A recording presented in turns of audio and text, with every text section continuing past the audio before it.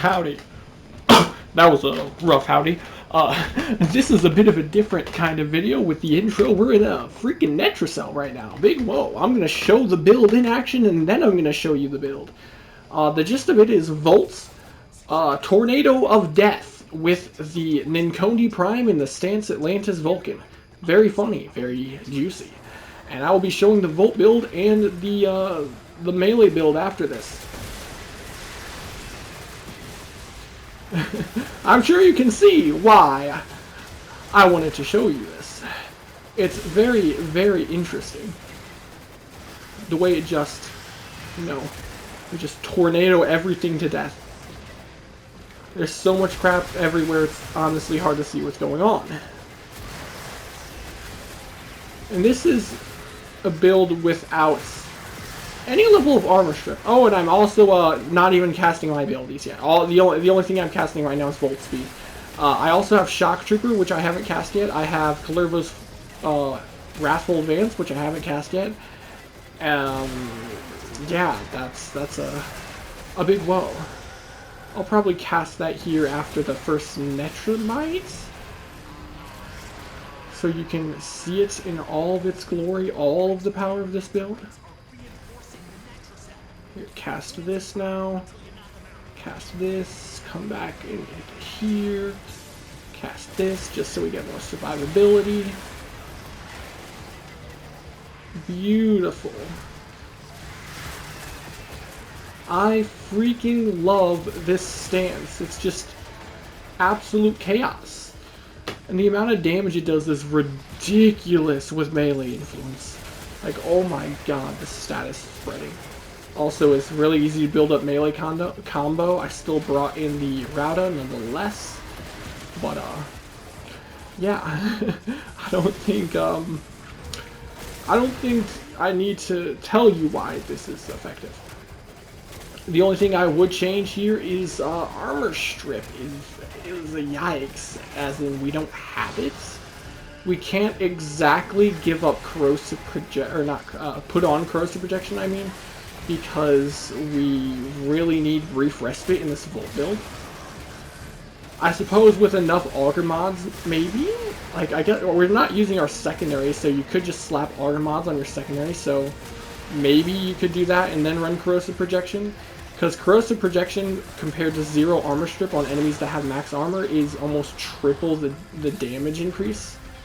So it would be a huge damage increase. Not that we're struggling for damage, but just in case if you face like really, really tanky guys. If you want to just really get all the damage you can, all the damage you could possibly need. And you can see we've got no problem with survivability because of the shield gating, and we have Guardian on our Sentinel, and Manifold Bond, and all the enemies always have at least 3 status procs, so Guardian's cooldown is almost non-existent, meaning we can get our shields back very often to just keep us from dying. And because we're Volt, Volt speed, we're also really fast, so you got that insane movement speed. You can keep your frontal shield up as well if you actually remember to do that. I rarely do, but it just adds even more survivability because the shield has infinite health to block all damage from the front. Very effective.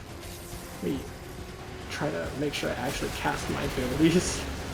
Look at that. Everything just dies. Here, how effective is it on this guy? Decently effective. The only problem is I keep like flying through him. Okay, let's try it like normal attacks on him. There we go. Yeah, you do have to be careful with the tornado attack because it will fling you around everywhere. How you do it with the Atlantis Vulcan stance, it is the forward guards combo. Forward guard. So you just hold the move forward button while you're holding the guard button and attacking on the weapon.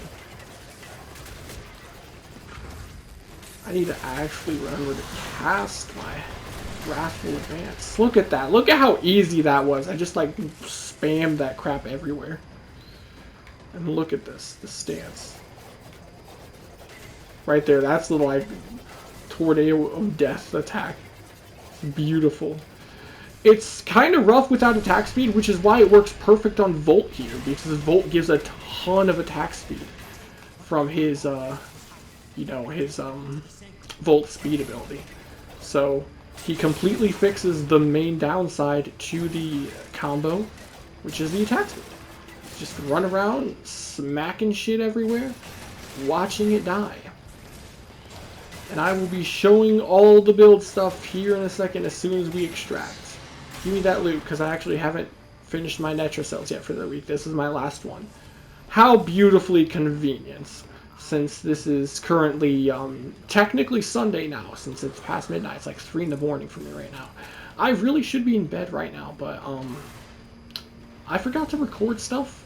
Never posted yesterday. That was yikes. So here we are. Give Poppy a good thing. A normal blue. Wow. I hate life. I'm gonna stop breathing in GTA. Yay. Anyways, let's go to the builds. Wow. Cool. 22 Stella. What am I doing here? Yeah, Arsenal.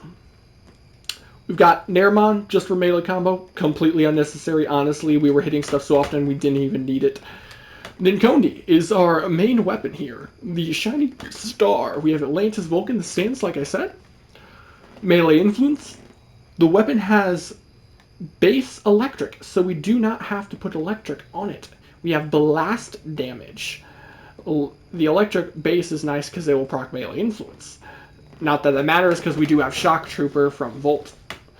Amalgam Organ Shatter for heavy attack windup speed and a crit damage. I don't need the heavy attack windup speed, just run normal Organ Shatter, honestly. Vicious Frost and Volcanic Edge are for the status chance and to make blast. Quickening for attack speed.